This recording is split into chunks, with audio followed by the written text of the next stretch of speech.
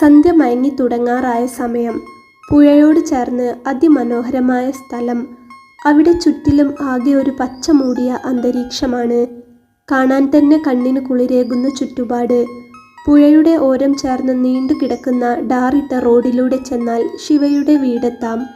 ഒരു പെൺകുട്ടി ആ റോഡിലൂടെ അവൻ്റെ വീട് ലക്ഷ്യമാക്കി നടന്നു വരുന്നു. വെളുത്ത ടോപ്പും റോസ് പാൻറ്റുമാണ് വേഷം. കയ്യിൽ ഒരു ബാഗുമുണ്ട്. മുട്ടറ്റം നീണ്ടുകിടക്കുന്ന അവളുടെ മുടി മുന്നിലേക്ക് പിന്നിയിട്ടിരിക്കുന്നു. തല താഴ്ത്തിക്കൊണ്ട് റോഡിലൂടെ നടന്നു നീങ്ങിയ അവൾ ചെന്നെത്തുന്നത് പുഴക്കഭിമുഖമായി നിൽക്കുന്ന ഒരു ചെറിയ വീട്ടിലേക്കാണ്. അവൾ ആ വീടിൻ്റെ മുന്നിൽ ചെന്നു നിന്ന് ചുറ്റും നോക്കി. അത്രയും മനോഹരമായ അന്തരീക്ഷത്തിലാണ് ആ വീട് നിൽക്കുന്നതെങ്കിലും വീടിൻ്റെ മുറ്റമാകെ കരിയിലകളും ചവറും കൊണ്ട് നിറഞ്ഞു മൂടിക്കിടക്കുന്നു. മുറ്റത്തിൻ്റെ ഒരു സൈഡിൽ ഒരു നായ കിടന്നുറങ്ങുന്നുണ്ട്. കുടിച്ചു തീർത്ത മദ്യക്കുപ്പികൾ മുറ്റത്തിൻ്റെ പല ഭാഗങ്ങളിലുമായി വലിച്ചെറിഞ്ഞ പോലെ കിടക്കുന്നുണ്ട്. പേടിയോടെ അവൾ ആ മുറ്റത്തേക്ക് കാലുവെച്ചു. അവളുടെ കാല് പതിഞ്ഞിട്ട് വീണ് കിടക്കുന്ന കരിയിലകൾ ഞെരിഞ്ഞമരുമ്പോൾ ചെറിയ തോതിൽ ഒരു ശബ്ദമുണ്ടാക്കി. കയ്യിലുണ്ടായിരുന്ന ബാഗ് മുറുകെ പിടിച്ചുകൊണ്ട് അവൾ ആ വീടിന് മുൻപിലേക്ക് നടന്നു. ഉമ്മറത്തെത്തിയപ്പോൾ ആ വീട്ടിൽ ആരുമില്ല എന്ന് അവൾക്ക് മനസ്സിലായി. ആൾതാമസമുള്ള വീട് തന്നെയാണോ അതെന്ന് ഒരു നിമിഷം അവളൊന്ന് സംശയിച്ചുകൊണ്ട് ചുറ്റും നോക്കി. ഏറ്റവും തൊട്ടടുത്ത് വീടുകളില്ല. എന്നാലും അല്പം മാറി അയൽവാസികളുടെ വീട് കാണുന്നുണ്ട്. തൊട്ടടുത്ത കവലയിൽ അന്വേഷിച്ചപ്പോൾ വീട് ഇത് തന്നെയാണെന്നാണ് അവർ പറഞ്ഞത്. ശിവയുടെ വീട് ഒരു പെൺകുട്ടി വന്ന് അന്വേഷിക്കുന്നത് കേട്ടപ്പോൾ അവിടുള്ളവർ ഒരു അത്ഭുതത്തോടെ അവളെ നോക്കുന്നുമുണ്ടായിരുന്നു. പേടിയോടെ അവൾ ആ വീടിൻ്റെ ഉമ്മറത്തേക്ക് കയറി. അവിടെയെങ്ങും ഇരിക്കാൻ ഒരു കസേര പോലും ഉണ്ടായിരുന്നില്ല.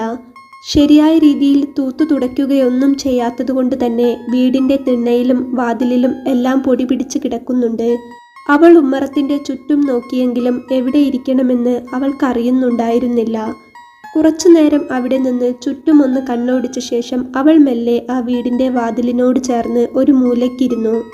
പേടികൊണ്ട് കയ്യിലുള്ള ബാഗ് ഒന്നുകൂടെ മാറോട് ചേർത്തുകൊണ്ട് അമർത്തിപ്പിടിച്ചു. ഇവൾ ആരതി. കരഞ്ഞു കലങ്ങിയ കണ്ണുകളും നിസ്സഹായത തോന്നിക്കുന്ന മുഖവുമായിരുന്നു അവളുടേത്. കണ്ടാലൊരു സുന്ദരിക്കുട്ടിയാണ്. ആർക്കും ഇഷ്ടം തോന്നിക്കുന്ന മുഖവും ആരും കൊതിക്കുന്ന സൗന്ദര്യവും ഉണ്ടായിരുന്നു. നേരം ഇരുട്ടിത്തുടങ്ങി. അവൾ അതേ ഇരിപ്പ് തന്നെ അവിടെ തുടർന്നു. അവളുടെ കണ്ണുകളിൽ ഉറക്കവും ക്ഷീണവും ഉണ്ടായിരുന്നെങ്കിലും ആളൊഴിഞ്ഞ അങ്ങനെ ഒരു വീട്ടിൽ, അങ്ങനെ ഒരു അന്തരീക്ഷത്തിൽ ഒറ്റയ്ക്കിരിക്കുന്നതിൻ്റെ പേടികൊണ്ട് തന്നെ അവൾ ഉറങ്ങാതെ പിടിച്ചു നിന്നു. സമയം പോയിക്കൊണ്ടിരുന്നു. റോഡിലൂടെ പോകുന്ന ഓരോ വണ്ടിയുടെ ശബ്ദം കേൾക്കുമ്പോഴും അവൾ പേടിയോടെ റോഡിലേക്ക് നോക്കിക്കൊണ്ടിരുന്നു. ഏകദേശം ഒരു 10 മണിയോടടുത്ത സമയത്താണ് അവൾ ഇരിക്കുന്ന വീടിൻ്റെ മുൻപിലേക്ക് ഒരു ബൈക്ക് വന്നു നിന്നത്. ബൈക്കിൽ നിന്നും ഒരു ചെറുപ്പക്കാരൻ ഇറങ്ങി. ശിവ, നാട്ടിലെ അറിയപ്പെടുന്ന ഗുണ്ട. ശിവ എന്ന് കേട്ടാൽ തന്നെ ആ നാട്ടിലുള്ളവർക്ക് എല്ലാം പേടിയാണ്. പ്രായം കൊണ്ട് ചെറുതാണെന്ന് പറഞ്ഞിട്ട് കാര്യമില്ല. ഗുണ്ടായിസത്തിന് അവനെ കഴിഞ്ഞിട്ടേ വേറെ ആരുമുള്ളൂ. സഹായിയായി എപ്പോഴും കൂടെ ഒരാളുമുണ്ടാകും. ജബ്ബാർ. ശിവയുടെ കൂടെ എല്ലാ കാര്യത്തിനും എല്ലാ തല്ലുകൊള്ളിത്തരത്തിനും നടക്കുന്ന ആളാണ് ജബ്ബാർ. അവൻ്റെ ഏറ്റവും അടുത്ത കൂട്ടുകാരൻ എന്ന് തന്നെ പറയാം. ശിവയേക്കാൾ നല്ല പ്രായക്കൂടുതലുണ്ട് ജബ്ബാറിന്. പക്ഷേ സൗഹൃദത്തിന് അതൊരു തടസ്സമല്ലല്ലോ. ശിവയ്ക്ക് ഈ ഭൂമിയിൽ സ്വന്തമെന്ന് പറഞ്ഞു വിളിക്കാൻ അയാൾ മാത്രമേ ഉള്ളൂ.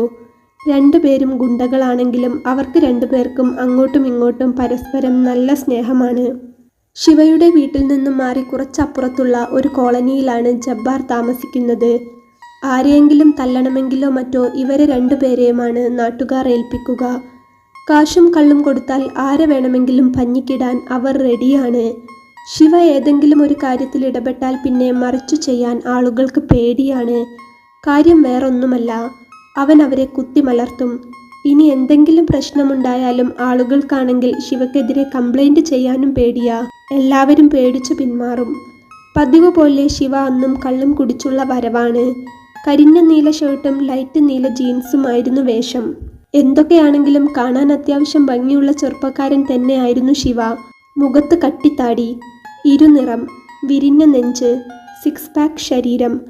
ബൈക്കിൽ നിന്നിറങ്ങിയ അവൻ പോക്കറ്റിൽ നിന്ന് വീടിൻ്റെ താക്കോൽ എടുത്തുകൊണ്ട് ഉമ്മറത്തിൻ്റെ സ്റ്റെപ്പ് കയറുമ്പോഴാണ് ലൈറ്റ് ഇടാത്ത ഇരുട്ടിൽ വാതിലിൻ്റെ അടുത്തായി ആരോ ഇരിക്കുന്ന പോലെ തോന്നിയത്.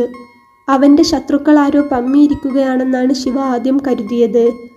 ധൈര്യത്തോടെ തന്നെ അവൻ മുന്നോട്ട് ചെന്നു. പെട്ടെന്ന് ആരാണെന്ന് മനസ്സിലാവാത്തത് കൊണ്ട് തന്നെ അവൻ വേഗം ലൈറ്റിട്ടു. ശിവ ലൈറ്റിട്ട് കഴിഞ്ഞ ശേഷവും ആരതി ബാഗും പിടിച്ചുകൊണ്ട് പേടിയോടെ തന്നെ ഇരിക്കുകയായിരുന്നു. പെട്ടെന്ന് അവളെ കണ്ടപ്പോൾ അവൻ തുറിച്ചു നോക്കുകയാണ് ഉണ്ടായത്. നീ എന്താടി ഇവിടെ? അവൻ അവളെ മനസ്സിലായി. അതുകൊണ്ട് തന്നെ കണ്ടപാടെ അവളുടെ മുഖത്തു നോക്കി ചോദിച്ചു. ബാഗും പിടിച്ചുകൊണ്ട് അവൾ അവിടെ നിലത്തുനിന്ന് എഴുന്നേറ്റ് ചുമരിനോട് ചാരി പേടിയോടെ നിന്നു. അവളുടെ ഭാഗത്തു നിന്ന് ഉത്തരമൊന്നും കിട്ടാതെ ആയപ്പോൾ അവൻ വീണ്ടും ചോദിച്ചു. ചോദിച്ചത് കേട്ടില്ലേ? നീ എന്താടി ഇവിടെയെന്ന്? ശിവ ശബ്ദമുയർത്തി ഒരിക്കൽ കൂടി ചോദിച്ചപ്പോൾ ആരതി മെല്ലെ പറഞ്ഞു. ഞാൻ ഇവിടെ. അവളൊന്നു പതറി. ഞാൻ പിന്നെ എവിടെ പോകാനാ? ഇങ്ങോട്ടല്ലാതെ. ഞാൻ ഇവിടെ താമസിക്കാൻ വന്നതാ. സത്യത്തിൽ അവൾക്ക് ശിവയുടെ മുൻപിൽ വരാനുള്ള ധൈര്യം പോലും ഇല്ലായിരുന്നെങ്കിൽ പോലും അവൾ സംസാരത്തിൽ കുറച്ച് ധൈര്യം വരുത്തിക്കൊണ്ട് പറഞ്ഞു. ഇത് നിന്റെ അമ്മാവൻ്റെ വീടാണോടി, ഇവിടെ കയറി താമസിക്കാൻ? ശിവ വീണ്ടും ഒച്ചയെടുത്തു. മര്യാദയ്ക്ക് വാതിൽക്കൽ നിന്ന് മാറടി, എന്നിട്ട് ഇറങ്ങിപ്പോടി എന്ന് പറഞ്ഞ് ശിവ അവളെ പിടിച്ച് തള്ളി വാതിൽ തുറക്കാനായി പോയി. അവൻ്റെ തള്ളലിൽ ആരതി ചെറുതായൊന്ന് നിലത്തേക്ക് വീണെങ്കിലും അവൾ അവിടെ നിന്ന് എഴുന്നേറ്റു. വാതിൽ തുറന്ന് അകത്തേക്ക് കയറാനായി പോയ അവനോട് അവൾ പിറകിൽ നിന്ന് വിളിച്ചു പറഞ്ഞു. ഞാൻ ഇനി ഇവിടെയാ താമസിക്കുന്നത്. അത് ഉറപ്പിച്ചുകൊണ്ടാണ് ഞാൻ വന്നത്. എന്നെ കൊന്നാലും ഞാൻ ഇവിടെ നിന്ന് പോകില്ല. അതുകൊണ്ട് എന്നെ തള്ളി മാറ്റിയിട്ടൊന്നും കാര്യമില്ല. അവൾ അത് പറഞ്ഞപ്പോൾ ശിവ വാതിൽക്കൽ നിന്ന് ഒന്ന് തിരിഞ്ഞു നോക്കി. ഇവിടെ വന്ന് കയറി താമസിക്കാൻ നീ ഏതാടി പുല്ലേ? ഓരോ മാരണങ്ങൾ കെട്ടിയെടുത്തോളും. അവൻ ദേഷ്യത്തോടെ അത് പറഞ്ഞപ്പോൾ ആരതി കുറച്ചുറക്കെ അവനോട് ചോദിച്ചു. ഞാൻ ഏതാണെന്ന് നിങ്ങൾക്കറിയില്ല അല്ലേ? 1.5 മാസം മുമ്പുള്ള ദിവസം ഒന്ന് ആലോചിച്ചു നോക്കൂ. ഒന്നും നിങ്ങൾക്ക് ഓർമ്മയില്ല അല്ലേ? ഒരു മനുഷ്യൻ ഒരു പെൺകുട്ടിയോട് ചെയ്യാവുന്നതിൻ്റെ അങ്ങേയറ്റം ക്രൂരത എന്നോട് ചെയ്തിട്ട് ഇപ്പോൾ ഞാൻ ഏതാണെന്നല്ലേ? എനിക്ക് ജീവനുണ്ടെങ്കിൽ ഞാൻ ഇനി ഇവിടെയേ താമസിക്കുകയുള്ളൂ. എന്നെ ചവിട്ടി പുറത്താക്കിയാലും വാതിലടച്ചാലും ശരി, ഞാൻ ഈ ഉമ്മറത്തുണ്ടാവും മരിക്കുന്നവരെ. ഉറച്ച സ്വരത്തിൽ അവൾ അത് പറഞ്ഞപ്പോൾ ശിവ പതറിക്കൊണ്ട് അവളെ വീണ്ടും നോക്കി. 1.5 മാസം മുൻപ് അവരുടെ നാട്ടിലെ ഒരു പള്ളിപ്പെരുന്നാളിൻ്റെ ദിവസം ശിവയ്ക്ക് ഓർമ്മ വന്നു. പെരുന്നാൾ കൂടി ഫുള്ള് ഫിറ്റായി കുടിച്ചു തലയില്ലാതെ ശിവ വീട്ടിലേക്ക് വരികയായിരുന്നു. വഴിയിൽ വെച്ച് അവൻ്റെ ബൈക്ക് പെട്ടെന്ന് പഞ്ചറായി. അവൻ ബൈക്കിൽ നിന്നിറങ്ങി എന്തു പറ്റിയെന്ന് പരിശോധിക്കുകയായിരുന്നു. പഞ്ചറായ ടയർ നോക്കി റോഡിലിരിക്കുമ്പോഴാണ് റോഡിലൂടെ ആരതി നടന്നു വരുന്നത്. വേഗത്തിൽ നടന്നു വരുന്ന ആരതിയെ പെട്ടെന്നൊരു മിന്നായം പോലെ ശിവ കണ്ടു. ബസ് സ്റ്റോപ്പിൽ വെച്ചും കവലയിൽ വെച്ചുമൊക്കെ ശിവ ആരതിയെ കാണാറുണ്ടായിരുന്നു. പണ്ടേ അവൻ അവളോടൊരു ഇഷ്ടമുണ്ട്. ഒരിക്കൽ അവൻ അവളോട് ചെന്ന് തുറന്നു പറഞ്ഞതുമാണ്. എന്നാൽ നാട്ടിലാകെ കൂലിത്തല്ലും കച്ചറയുമായി നടക്കുന്ന അവനെ ഇഷ്ടപ്പെടാൻ അവൾക്ക് കഴിയുമായിരുന്നില്ല. എല്ലാവർക്കും ശിവ എന്ന് പറഞ്ഞാൽ തന്നെ ഒരു പേടിയായിരുന്നു. ആരെയെങ്കിലും കൊല്ലണമെങ്കിലും ഭീഷണിപ്പെടുത്തണമെങ്കിലും ഒക്കെ എല്ലാവരും ഏൽപ്പിക്കുന്ന നാട്ടിലെ ഒരു അറിയപ്പെടുന്ന ഗുണ്ടയാണ് അവനെന്ന് അവൾക്കറിയാമായിരുന്നു. അതുകൊണ്ട് തന്നെ അവൻ അവളുടെ പിറകെ നടന്ന് ഇഷ്ടം പറഞ്ഞപ്പോൾ ഒന്നും ആരതി വഴങ്ങിയില്ല. അവൾക്ക് അവനെ ഒരു തരം പേടിയായിരുന്നു. അത്രയും പിറകെ നടന്നിട്ടും അവൾ ഇഷ്ടം നിരസിച്ചതിലുള്ള ഒരു ദേഷ്യവും ശിവക്ക് അവളോടുണ്ടായിരുന്നു. ആരതി B.Ed പഠിച്ചുകൊണ്ടിരിക്കുകയാണ്. പഠനത്തോടൊപ്പം തന്നെ പാർട്ട് ടൈമായി ജോലിക്കും പോകാറുണ്ട്. ഇപ്പോൾ വെക്കേഷൻ ആയതുകൊണ്ട് ടൗണിലെ ഒരു തുണിക്കടയിൽ ജോലി ചെയ്യുകയായിരുന്നു. അന്ന് പതിവിലും തിരക്കുള്ള ദിവസമായതുകൊണ്ട് തന്നെ മുതലാളി നേരത്തെ ഇറങ്ങാൻ സമ്മതിച്ചില്ല. ആരതി ജോലി കഴിഞ്ഞ് ഇറങ്ങാൻ സമയത്ത് കൂടുതൽ ആളുകൾ തുണിയെടുക്കാൻ കയറി വന്നു. അവിടുത്തെ 2 സ്റ്റാഫ് അന്ന് ലീവ് ആയതുകൊണ്ട് വന്നവർക്ക് ഡ്രസ്സ് കാണിച്ചു കൊടുത്തിട്ട് പോയാൽ മതിയെന്ന് മുതലാളി അവളോട് കർശനമായി പറഞ്ഞു. അതുകൊണ്ട് അത് കഴിഞ്ഞ് അവൾ ഇറങ്ങുമ്പോഴേക്കും കുറച്ച് ലേറ്റായി. സ്ഥിരമായി അവൾ വരുന്ന ബസ് കിട്ടിയില്ല. അടുത്ത ബസ് കിട്ടി വരുമ്പോഴേക്കും നേരം വല്ലാതെ ഇരുട്ടി തുടങ്ങിയിരുന്നു. കിട്ടിയ ബസ്സിൽ കയറി ബസ് സ്റ്റോപ്പിൽ വന്നിറങ്ങി. ഇരുട്ടായതുകൊണ്ട് തന്നെ അവൾ താമസിക്കുന്നിടത്തേക്ക് പേടിയോടെ വേഗത്തിൽ നടക്കുമ്പോഴാണ് വഴിയിൽ വെച്ച് ശിവയെ കാണുന്നത്. ദൂരെ നിന്ന് കണ്ടപ്പോൾ അത് ശിവയാണെന്ന് അവൾക്കറിയില്ലായിരുന്നു. വഴിയിൽ വെച്ച് ഇരുട്ടിൽ ഒരാളെ പ്രതീക്ഷിക്കാതെ കണ്ടപ്പോൾ ആരതി ഒന്ന് പേടിച്ചു. ശിവയുടെ മുഖത്തേക്ക് ഒന്നറിയാതെ നോക്കി. വണ്ടിയുടെ വെളിച്ചത്തിൽ അവൻ്റെ മുഖം അവൾ കണ്ടു. പിന്നെ തല താഴ്ത്തിയിട്ട് അവന് മുന്നിലൂടെ വേഗത്തിൽ നടക്കുകയായിരുന്നു. കള്ളിൻ്റെയോ കഞ്ചാവിൻ്റെയോ ലഹരിയിൽ ആ സമയത്ത് അവളെ അവിടെ വെച്ച് കണ്ടപ്പോൾ ശിവയുടെ മനസ്സിൽ വേണ്ടാത്തതൊക്കെ തോന്നിപ്പിച്ചു. വഴിയിലെങ്ങും ആരുമില്ലെന്ന് അവന് മനസ്സിലായി. രാത്രിയിൽ അങ്ങനെ ഒരു സ്ഥലത്ത് വെച്ച് അങ്ങനെ ഒരു സന്ദർഭത്തിൽ കിട്ടിയപ്പോൾ ശിവ ഒരു തരം പകരം വീട്ടലെന്ന പോലെ അവളെ വിളിച്ചു. നിക്കടി, നീ എന്താ ഇപ്പോൾ ഇതിലെ? ശിവ ആരതിയോട് ചോദിച്ചു. ആരതി ഒന്നും പറയാതെ പേടിയോടെ വേഗത്തിൽ കാലുകൾ എടുത്തു വെച്ച് മുന്നോട്ട് നടന്നു. എന്നാൽ അവൻ പിറകിലൂടെ ചെന്ന് അവളെ ബലമായി കയറി പിടിച്ചു. പിന്നെ വാ പൊത്തിപ്പിടിച്ചു. എന്തു ചെയ്യണമെന്നറിയാതെ ആരതി പിടഞ്ഞു കരയാൻ നോക്കി. എന്നാൽ ശിവയുടെ അമർത്തിയുള്ള പിടുത്തത്തിൽ അവൾക്കൊന്ന് ചലിക്കാൻ പോലും കഴിയുന്നുണ്ടായിരുന്നില്ല. അവൻ ചുറ്റും നോക്കി. അവിടെയെങ്ങും ആളുകളൊന്നുമില്ലെന്ന് കണ്ടപ്പോൾ അവളെ പൊക്കിയെടുത്തു. അപ്പുറത്ത് ഒഴിഞ്ഞുകിടക്കുന്ന ഒരു പൂട്ടിപ്പോയ പഴയ അച്ചാർ കമ്പനി ഉണ്ടായിരുന്നു. മുൻപ് കുറേ ആളുകൾ ജോലി ചെയ്തിരുന്ന വലിയൊരു കമ്പനിയായിരുന്നു അത്. എന്നാൽ ഇപ്പോൾ അതെല്ലാം പൂട്ടിയിട്ടിരിക്കുകയാണ്. അവൻ അവളെയും കൊണ്ട് അച്ചാർ കമ്പനിയിലേക്ക് പോയി. അതിൻ്റെ പിറകിലെ വാതിൽ ചവിട്ടി തുറന്നുകൊണ്ട് അവൻ അവളെയും കൊണ്ട് അകത്ത് കയറി.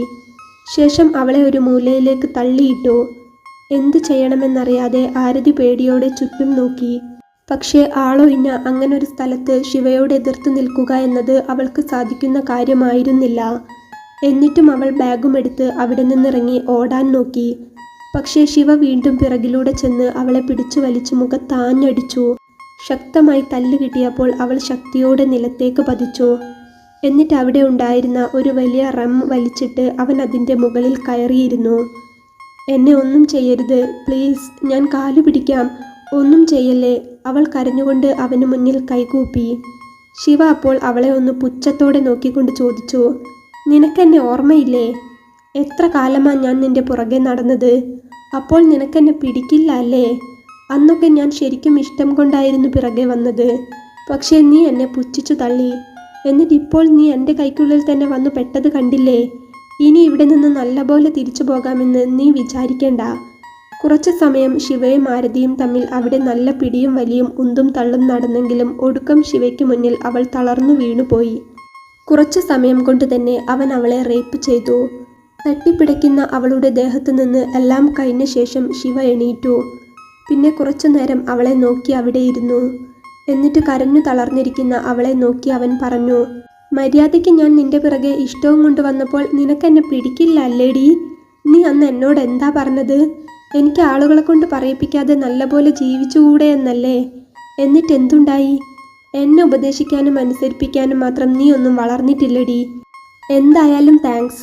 ഈ അടുത്ത കാലത്തൊന്നും ഞാൻ ഇത്ര സുഖം അനുഭവിച്ചിട്ടില്ല. ഒരു മദ്യത്തിനും ലഹരിക്കും ഒന്നും തരാൻ കഴിയാത്തതാണ് ഇപ്പോൾ നീ എനിക്ക് തന്നത്. കുറച്ചു നേരം കഴിഞ്ഞ് അവിടെ നിന്നും തിരിച്ചിറങ്ങിയ ശിവ ഒന്നുകൂടി തിരിഞ്ഞ് അവളെ നോക്കി. ശേഷം ഒന്നുകൂടി തിരികെ വന്ന് വീണ്ടും അവൻ്റെ ആഗ്രഹം ഒരിക്കൽ കൂടി അവളിൽ ചെയ്തു തീർത്തു. ശേഷം ഡ്രസ്സ് എടുത്തിട്ട് ഒരു ഭാവവ്യത്യാസവുമില്ലാതെ അവിടെ നിന്ന് ഇറങ്ങി നടന്നു. ആരതി ആ ബിൽഡിങ്ങിനുള്ളിൽ സകലതും നഷ്ടപ്പെട്ടുകൊണ്ട് പരിഭ്രാന്തയായി തേങ്ങിക്കരഞ്ഞുകൊണ്ടിരുന്നു. അവളുടെ ശരീരം മുഴുവനും ശിവ അവനു വേണ്ടി ഉപയോഗിച്ചിരുന്നു. ഇനി എന്തു ചെയ്യുമെന്നറിയാതെ നിസ്സഹായാവസ്ഥയിൽ ഉള്ളം നീറിക്കൊണ്ട് അവൾ ഇരുന്നു. പിന്നെ അതിനുശേഷം അവർ തമ്മിൽ കാണുന്നത് ഇപ്പോഴാണ്. 1.5 മാസത്തിനു ശേഷം ഇപ്പോൾ. അന്ന് നടന്നതൊക്കെ ശിവയുടെ മനസ്സിലൂടെ പെട്ടെന്ന് ഓടിപ്പാഞ്ഞുകൊണ്ടിരുന്നു. ഒരിക്കൽ ആഗ്രഹിച്ചവളാണ്, പിറകെ നടന്നവളാണ്. പക്ഷെ അവൾക്ക് തന്നെ പിടിക്കില്ല എന്നറിഞ്ഞപ്പോൾ അവളെ റേപ്പ് ചെയ്തു പകരം വീട്ടി. ഇപ്പോൾ എന്തിനാണ് അവൾ ഇങ്ങോട്ട് തിരഞ്ഞു വന്നിരിക്കുന്നത് എന്ന് ഒരു പിടിയുമില്ലാതെ അവൻ അവളെ നോക്കി.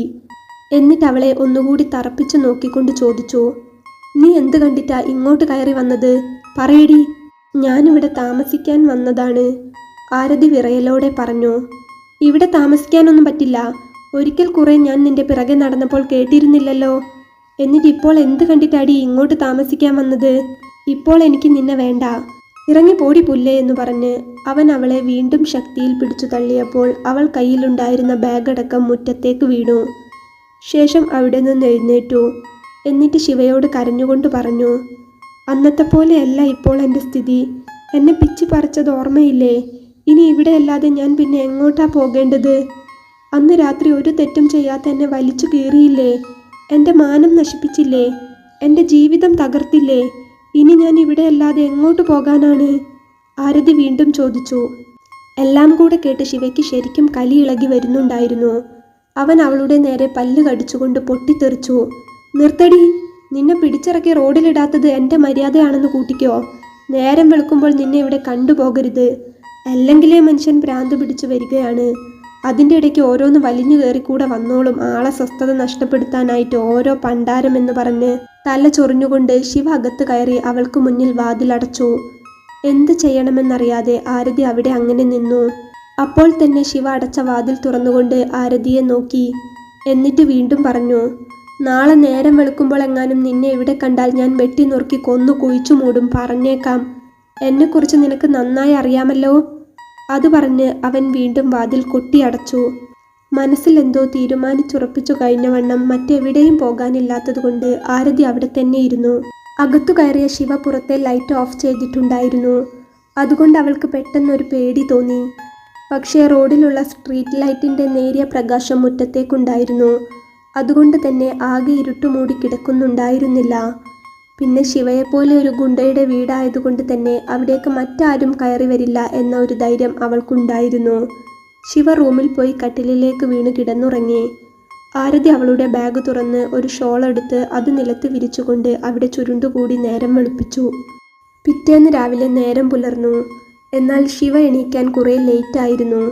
തലേ ദിവസം കുടിച്ച മദ്യത്തിൻ്റെ കെട്ട് വിടാത്തതുകൊണ്ട് തന്നെ 10 മണിക്ക് ശേഷമാണ് അവന് കുറച്ചെങ്കിലും ബോധം വരുന്നത്. എന്നാൽ അപ്പോഴേക്കും ആരതിക്ക് പല അസ്വസ്ഥതകളും തോന്നി തുടങ്ങിയിരുന്നു. വിശപ്പും ദാഹവും വല്ലാതെ തോന്നിയ അവൾ എന്തു ചെയ്യുമെന്നറിയാതെ ചുറ്റും നോക്കി. അവിടെ അടുത്തെങ്ങാനും കടയുണ്ടോ ഒന്നും അറിയില്ല. ശിവയെ കാണാൻ പേടിയോടെ കയറി വന്നതുകൊണ്ട് തന്നെ വരുന്ന വഴി കഴിക്കാനുള്ളതൊന്നും വാങ്ങി കരുതിയിട്ടുമില്ലായിരുന്നു. ഒട്ടും ദാഹം സഹിക്കാൻ വയ്യാതായപ്പോൾ അവൾ ശിവയുടെ വീടിൻ്റെ പിന്നാമ്പുറത്തേക്ക് ചെന്നു നോക്കി. അടുക്കളവാതിൽ മെല്ലെ ഒന്ന് തട്ടി നോക്കിയപ്പോൾ അത് അകത്തു നിന്നും ലോക്കായിരുന്നു. അപ്പോഴാണ് പുറത്തുള്ള കിണർ അവളുടെ ശ്രദ്ധയിൽപ്പെടുന്നത്. അവൾ നേരെ കിണറിനടുത്തേക്ക് ചെന്നു. കിണറ്റിലേക്ക് നോക്കിയപ്പോൾ നിറയെ വെള്ളമുണ്ട്.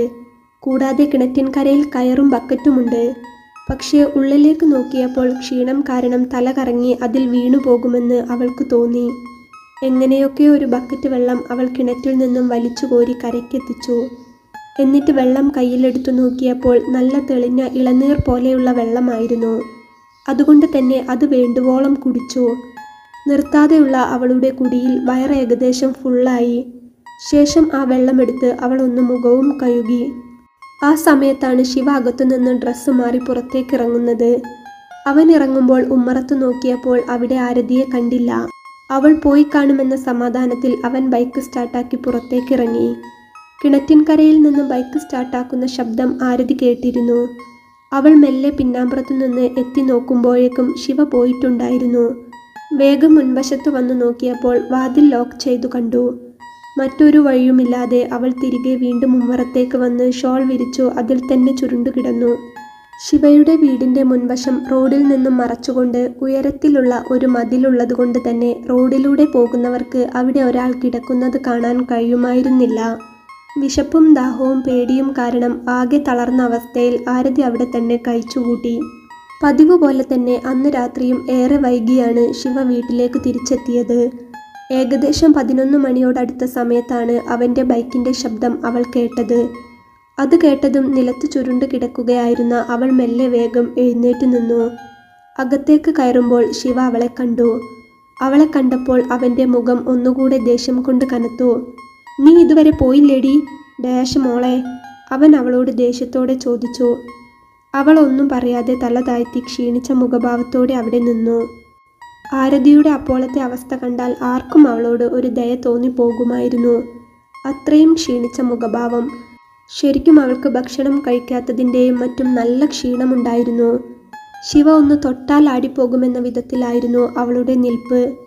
എന്നിട്ടും അവൻ അവളോട് ദയയുടെ ഒരു കണിക പോലും തോന്നിയില്ല. അവളിൽ നിന്നും ഉത്തരമൊന്നും കിട്ടാത്തതുകൊണ്ട് തന്നെ അവൻ ഒന്നുകൂടെ അവളോട് കയർത്തു. നിന്നോടാടി പുന്നാര മോളെ ചോദിച്ചത്? അതും പറഞ്ഞ് ശിവ അവളുടെ നേരെ വന്നു. ഞാൻ പറഞ്ഞല്ലോ, എനിക്ക് പോകാനൊരിടമില്ല, അവൾ ദയനീയമായി പറഞ്ഞു. പോകാനിടമില്ലാത്തവർക്ക് കയറി താമസിക്കാൻ ഇത് സത്രമൊന്നുമല്ല, അവൻ പറഞ്ഞു. നിങ്ങളായിട്ടല്ലേ എൻ്റെ ജീവിതം നശിപ്പിച്ചത്? എന്നോട് ചെയ്തു കൂട്ടിയതൊക്കെ ഓർമ്മയില്ലേ? ഇവിടെ അല്ലാതെ മറ്റൊരാശ്രയം എനിക്കില്ല. ആ അവസ്ഥയിൽ അവൾക്ക് ശിവയോട് സംസാരിക്കാൻ ശബ്ദം പോലും വരുന്നുണ്ടായിരുന്നില്ല. എന്നാലും ഉള്ള ശബ്ദം ശക്തിപ്പെടുത്തിക്കൊണ്ട് അവളുടെ എല്ലാ നിസ്സഹായാവസ്ഥയും തുറന്നു കാണിക്കുന്ന വിധത്തിൽ അവൾ അവനോട് പറഞ്ഞു. നിന്നെ ഇറക്കി വിടാൻ പറ്റുമോ എന്ന് ഞാൻ നോക്കട്ടെ, ഇറങ്ങിപ്പോടി എന്ന് പറഞ്ഞ് ശിവ അവളുടെ കൈ പിടിച്ചു വലിച്ചു. എനിക്ക് പോകാനൊരിടമില്ല, എന്നെ പറഞ്ഞു വിടരുത് എന്ന് പറഞ്ഞ് അവൾ ആവുന്നത്ര നിലത്തു പറ്റിയിരിക്കാൻ നോക്കിയെങ്കിലും അവൻ അവളെ പിടിച്ചു വലിച്ചു. ഉമ്മറത്തു നിന്ന് തന്നെ ശിവയും ആരതിയും തമ്മിൽ വലിയ വഴക്ക് നടന്നു. ശിവ കൈനീട്ടി അവളുടെ മുഖത്ത് ആഞ്ഞടിച്ചു. അവൻ്റെ ഉരുക്കുപോലെയുള്ള കൈയുടെ അടയാളം അവളുടെ മുഖത്ത് പതിഞ്ഞു. അവൻ അവളെ പിടിച്ച് സ്റ്റെപ്പ് വരെ കൊണ്ടുപോയി. സ്റ്റെപ്പിലെത്തിയപ്പോൾ അവൾ അവിടെ സ്റ്റെപ്പിൽ പറ്റിച്ചേർന്ന് കിടന്നു കരഞ്ഞു. എന്നെ തല്ലല്ലേ, എനിക്ക് ആരുമില്ല, പോകാനൊരിടവുമില്ല, ഞാൻ ഇവിടെ എവിടെയെങ്കിലും ഒരു മൂലയിൽ കിടന്നോളാം, എന്നെ പറഞ്ഞയക്കല്ലേ, ഒരു ശല്യവും ഞാൻ ചെയ്യില്ല എന്ന് പറഞ്ഞ് അവൻ്റെ കാലു പിടിച്ച് അവൾ കരയുന്നുണ്ടായിരുന്നു. പക്ഷേ ശിവ അതൊന്നും കേൾക്കുന്നുണ്ടായിരുന്നില്ല. വലിച്ചയച്ച് റോഡിലിടും ഞാൻ, ഇങ്ങോട്ട് നടക്കടി എന്ന് പറഞ്ഞ് അവൻ വീണ്ടും ശക്തിയായി പിടിച്ചു വലിച്ചു. ഉമ്മറത്തുണ്ടായിരുന്ന കമ്പിയിൽ അവൾ പിടിമുറുക്കി. ശിവ പിടിച്ചു വലിക്കാൻ നോക്കിയിട്ടും അവളെ കിട്ടിയില്ല. അവളുടെ ശരീരത്തിൽ അവശേഷിക്കുന്ന എല്ലാ ശക്തിയും എടുത്തുകൊണ്ട് തന്നെ അവൾ അവിടെ പിടിമുറുക്കി. കാരണം ഇനി മുന്നോട്ട് ജീവിക്കണമെങ്കിൽ തൻ്റെ ജീവിതം നശിപ്പിച്ച ശിവയല്ലാതെ മറ്റൊരാൾ അവൾക്ക് ആശ്രയിക്കാനില്ലായിരുന്നു. അവൻ അവളുടെ കൈ വിടുവിക്കാൻ നോക്കിയിട്ടും കഴിഞ്ഞില്ല. അവളെ മുന്നോട്ട് വലിച്ചു കൊണ്ടുപോകാൻ കഴിയില്ലെന്ന് കണ്ട ശിവയ്ക്ക് ഒന്നാകെ കലിയിളകി. അവൻ അവളുടെ മുഖത്ത് ആഞ്ഞടിക്കുന്നതിനോടൊപ്പം വയറിൽ ആഞ്ഞൊരു ചവിട്ട് ചവിട്ടി. ആ ചവിട്ട് അവളുടെ അടിവയറ്റിൽ തട്ടിയതും വേദന കൊണ്ട് ആരതി ആകെ ഒന്ന് പിടഞ്ഞുപോയി. മുറുകെ പിടിച്ചിരുന്ന അവളുടെ കൈ കമ്പിയിൽ നിന്ന് തനിയെ വിട്ടുപോയി. രണ്ടാമതൊരു ചവിട്ടും കൂടെ ചവിട്ടാനായി ശിവയുടെ കാല് പൊന്തിയപ്പോൾ അവൾ അവിടെ കിടന്ന് പിടയുകയായിരുന്നു.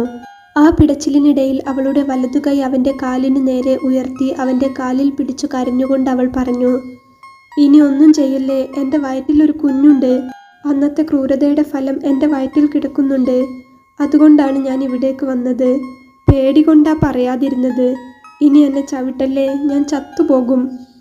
അത് കേട്ടപാടെ ശിവ പെട്ടെന്ന് എന്തോ പോലെയായി. അവൻ അവൻ്റെ കാൽ ഒരടി പിന്നോക്കം വെച്ചു. വയറ്റിൽ കുഞ്ഞോ? അവൻ്റെ മനസ്സിലൊരു ചോദ്യചിഹ്നം പോലെ വന്നു. അവൻ്റെ ചവിട്ട് കിട്ടിയ ആഘാതത്തിൽ ആരതി അപ്പോഴും അവിടെ കിടന്ന് പിടയുകയായിരുന്നു. ആ പിടച്ചിലിനിടയിലും അവൾ ശിവയുടെ കാൽ ഒന്നുകൂടി മുറുക്കി പിടിച്ചുകൊണ്ട് അവൻ്റെ കാൽച്ചുവട്ടിൽ കിടന്ന് കരഞ്ഞുകൊണ്ട് പറഞ്ഞു, എനിക്ക് പോകാനൊരിടമില്ല, ഗർഭിണി ആയതുകൊണ്ട് തന്നെ ഞാൻ നിൽക്കുന്ന ഹോസ്റ്റലിൽ ഇനി നിൽക്കാൻ സമ്മതിക്കില്ല, മരിച്ചു കളയാൻ പേടി തോന്നിയതുകൊണ്ടാണ് അവസാനത്തെ ആശ്രയമായി ഇങ്ങോട്ട് വന്നത്, കഴിയുമെങ്കിൽ എന്നെ ഒന്ന് കൊന്നു തരണം, എല്ലാം ആ കൈകൊണ്ടാവുന്നതാ നല്ലത്, കൊന്നോളൂ, അതിലെനിക്ക് സന്തോഷമേ ഉള്ളൂ, അല്ലാതെ ഇറക്കി വിട്ടിട്ട് എനിക്ക് പോകാൻ വേറെ എങ്ങുമില്ല, എനിക്ക് ആരുമില്ല, എന്നെ ഒന്ന് കൊന്നു തരാമോ? അത് ചോദിച്ചുകൊണ്ട് അവൾ ശിവയുടെ കാലിൽ പിടിച്ചു കരഞ്ഞു. അത്ര നേരമുണ്ടായിരുന്ന ശിവയുടെ ദേഷ്യം പെട്ടെന്ന് എങ്ങോട്ടാണ് ചോർന്നു പോയതെന്ന് അവന് തന്നെ അറിയുന്നില്ലായിരുന്നു. അവൻ്റെ കാലിൽ പിടിച്ച് വേദന കൊണ്ട് പിടഞ്ഞു കരയുന്ന ആരതിയെ അവനൊരു നിമിഷം എന്ത് ചെയ്യണമെന്നറിയാതെ നോക്കി നിന്നു. ഒരു കൈകൊണ്ട് വയറമർത്തിപ്പിടിച്ചും മറു കൈകൊണ്ട് ശിവയുടെ കാല് മുറുക്കി പിടിച്ചും അവൾ അവിടെ കിടന്ന് പിടയുകയായിരുന്നു. ഒരു നിമിഷം കൂടി അവിടെ ഷോക്കായി നിന്ന ശേഷം ശിവ പെട്ടെന്ന് അവളുടെ അടുത്തിരുന്നു. ആരതി അപ്പോഴും കരഞ്ഞുകൊണ്ടിരിക്കുകയായിരുന്നു. ക്ഷീണിച്ച മുഖവും അതിൻ്റെ കൂടെ പിടഞ്ഞു കരയുന്ന അവളെയും അവൻ ഒന്നുകൂടെ നോക്കി. വാസ്തവത്തിൽ അവളുടെ അപ്പോഴത്തെ അവസ്ഥ കണ്ട് ശിവയ്ക്ക് പേടി തോന്നുന്നുണ്ടായിരുന്നു. കുറേ ആളുകളെ തല്ലാനും വെട്ടാനും ഒക്കെ പോയിട്ടുണ്ടെങ്കിലും ഒരിടത്തും അവൻ്റെ മനസ്സിതുവരെ പതറിയിട്ടുണ്ടായിരുന്നില്ല. എന്നാൽ ആദ്യമായി ആരതിയുടെ അപ്പോഴത്തെ അവസ്ഥ കണ്ടപ്പോൾ അവനാകെ പേടി തോന്നി. പെട്ടെന്ന് തന്നെ അവൻ അവൻ്റെ കയ്യിൽ അവളുടെ തലയെടുത്ത് പിടിച്ചുകൊണ്ട് ചോദിച്ചു, എന്തുപറ്റി, വെള്ളം വേണോ? വേണമെന്നവൾ തലയാട്ടി. അവൻ പിന്നെ മറ്റൊന്നും ആലോചിക്കാതെ രണ്ട് കൈയിലും അവളെ കോരിയെടുത്തുകൊണ്ട് ഉമ്മറത്തെ വാതിൽ തുറന്ന് അകത്തേക്ക് പോയി. ശേഷം അവൻ്റെ കട്ടിലിൽ കൊണ്ടുചെന്ന് കിടത്തി. അവൻ്റെ മുറിയാകെ പല സാധനങ്ങളും വാരി വലിച്ചിട്ടിട്ടുണ്ടായിരുന്നു. ഒരു വൃത്തിയും ആ വീടിനകത്തുണ്ടായിരുന്നില്ല. തൂക്കലും തുടയ്ക്കലും ഒന്നും അവിടെ ഉണ്ടായിരുന്നില്ലല്ലോ. അവൻ പലതും പല സ്ഥലത്തും വാരി വലിച്ചിടും. രാവിലെ അങ്ങനെ ഇറങ്ങിപ്പോകും, വൈകിട്ട് വന്ന് കിടക്കും. അതുകൊണ്ട് തന്നെ ആ വീടിൻ്റെ ഉൾവശമാകെയെല്ലാം പരന്ന് നിറഞ്ഞു കിടക്കുകയായിരുന്നു. ശിവ വേഗം അടുക്കളയിൽ ചെന്ന് ഫ്രിഡ്ജ് തുറന്നു. അതിൽ നിന്നൊരു കുപ്പി വെള്ളവുമെടുത്ത് ആരതിക്കരികിലേക്ക് വന്നു. അവൾ അപ്പോൾ വേദന സഹിക്കാൻ കഴിയാതെ കണ്ണിറുക്കി പിടിച്ചുകൊണ്ട് കട്ടിലിൽ കിടന്ന് കരഞ്ഞുകൊണ്ടിരിക്കുക തന്നെയായിരുന്നു. കണ്ണിൽ നിന്ന് തുരുതുരാ വെള്ളം ഒഴുകിക്കൊണ്ടിരിക്കുന്നു. അവൻ വേഗം അടുത്തേക്ക് വന്നിട്ട് പറഞ്ഞു, ദാ വെള്ളം. അത് പറഞ്ഞുകൊണ്ട് തന്നെ അവൻ അവളുടെ തലയെടുത്ത് അവൻ്റെ കയ്യിൽ വെച്ചു. കുപ്പിയിലെ വെള്ളം അവൾക്ക് നേരെ നീട്ടി ചുണ്ടോടടുപ്പിച്ചു കൊടുത്തു. രണ്ടിറക്ക് വെള്ളം അവൾ കുടിച്ചു. പക്ഷേ അത് കുടിച്ച പാടെ അവൾ ഇങ്ങോട്ടേക്ക് ഛർദ്ദിക്കുകയാണ് ചെയ്തത്. ഇപ്പോൾ ഗർഭിണിയായ ശേഷം അവൾക്ക് അങ്ങനെയാണ്. ചിലപ്പോൾ പച്ചവെള്ളമാണെങ്കിലും മതി, മനം പുരട്ടി ഛർദ്ദിക്കും. ഇപ്പോൾ ഒരാഴ്ചയിലധികമായി ഛർദ്ദിയുണ്ട്. അതുകൂടി കണ്ടപ്പോൾ ശിവ എന്തു ചെയ്യണമെന്നറിയാതെ പതറി. ഹോസ്പിറ്റലിൽ പോകണോ? അവൻ അവളുടെ വയറ് നോക്കിക്കൊണ്ട് ചോദിച്ചു. വേണമെന്ന് അവൾ തലയാട്ടി. ശിവ വേഗം ഫോണെടുത്ത് ജബ്ബാറിനെ വിളിച്ചു. അത്യാവശ്യമായി ഒന്ന് വീട്ടിലേക്ക് വരണമെന്ന് പറഞ്ഞു. ഒപ്പം വണ്ടി എടുക്കണമെന്നും. ജബ്ബാറിനൊരു ഒമിനി വാൻ ഉണ്ട്. അതിലാണ് അവർ രണ്ടുപേരും എപ്പോഴും പോകാറുള്ളത്. ശിവയുടെ ശബ്ദം കേട്ടപ്പോൾ കുറച്ച് വെപ്രാളമുള്ളതായി തോന്നിയതുകൊണ്ടാവണം. എന്താ കാര്യം ശിവ, നീ പറ, എന്തെങ്കിലും കുഴപ്പമുണ്ടോ എന്ന് ജബ്ബാർ ചോദിക്കുന്നുണ്ടായിരുന്നു. ഒക്കെ പറയാം, ഇക്ക വേഗം വരണമെന്ന് പറഞ്ഞ് ശിവ ഫോൺ വെച്ചു. എന്തോ പ്രശ്നമുള്ള കാര്യമാണെന്ന് തോന്നിയ ജബ്ബാർ അപ്പോൾ തന്നെ വണ്ടിയുമായി അവിടെ എത്തി. കരച്ചിൽ അടക്കി പിടിച്ചുകൊണ്ട് കട്ടിലിൽ കിടന്ന് പുളയുന്ന ആരതിയെ ശിവ വീണ്ടും ചെന്നു നോക്കി. അപ്പോഴാണ് അവളുടെ ചുരിദാറിലേക്ക് പടരുന്ന ചോരക്കറ ശിവ കണ്ടത്. അവൻ ഒന്നുകൂടി അവൾക്കരികിലേക്ക് ചെന്നു. തലേ ദിവസം ഇട്ടിരുന്ന വെള്ള ടോപ്പ് തന്നെയായിരുന്നു അവളുടെ വേഷം. അതുകൊണ്ട് തന്നെ ചെറിയ രീതിയിലുള്ള ബ്ലീഡിംഗ് വെള്ള ടോപ്പിൽ നന്നായി അറിയുന്നുണ്ടായിരുന്നു. ശിവ ചുരിദാറിൻ്റെ ടോപ്പ് ഒന്ന് നോക്കി. അതിലെ ബ്ലീഡിംഗ് കണ്ടപ്പോൾ അവൻ ആകെ ഒന്ന് വിയർത്തു. അവൾ നേരത്തെ പറഞ്ഞ കാര്യം അവൻ്റെ മനസ്സിലേക്ക് ഒന്നുകൂടെ വന്നു. തല്ലല്ലേ, ഞാൻ ഗർഭിണിയാണ്. ആ ബ്ലീഡിംഗ് കൂടെ കണ്ടപ്പോൾ തൻ്റെ ചവിട്ടിൽ അവൾക്ക് എന്തോ സംഭവിച്ചിട്ടുണ്ടെന്ന് അവന് മനസ്സിലായി. അപ്പോഴേക്കും മുറ്റത്ത് ജബ്ബാറിൻ്റെ വണ്ടി വന്നു നിന്നിരുന്നു. വണ്ടിയുടെ ശബ്ദം കേട്ടതും ശിവ വേഗം മുറ്റത്തേക്ക് ഓടിച്ചെന്നു. എന്താ ശിവ കാര്യം? വണ്ടിയിൽ നിന്നിറങ്ങിയ പാടെ ജബ്ബാർ ചോദിച്ചു. അതൊക്കെ പറയാമിക്ക, പെട്ടെന്നൊന്ന് ഹോസ്പിറ്റലിൽ പോകണം. ഹോസ്പിറ്റലിലോ? നിനക്കെന്തു പറ്റി? എന്തെങ്കിലും കുഴപ്പമുണ്ടോ? എനിക്കല്ല എന്ന് പറഞ്ഞ് അവൻ ജബ്ബാറിനെ അകത്തേക്ക് കൂട്ടിക്കൊണ്ടുവന്നു. അവിടെ കട്ടിലിൽ കിടക്കുന്ന ആരതിയെ കണ്ടപ്പോൾ ജബ്ബാർ ഒന്ന് ഞെട്ടി. ആരാ ഇത്? അയാൾ ചോദിച്ചു. കൂട്ടത്തിൽ അവളുടെ കരച്ചിലും മറ്റും കണ്ടപ്പോൾ ജബ്ബാറിന് എന്തൊക്കെയോ സംശയം തോന്നി. ശിവ, നീ ഈ കുട്ടിയെ എന്തു ചെയ്തു? ശിവ റേപ്പോ മറ്റോ ചെയ്തപ്പോൾ അവൾക്ക് എന്തോ സംഭവിച്ചു പോയതാണ് എന്നാണ് അയാൾ കരുതിയത്.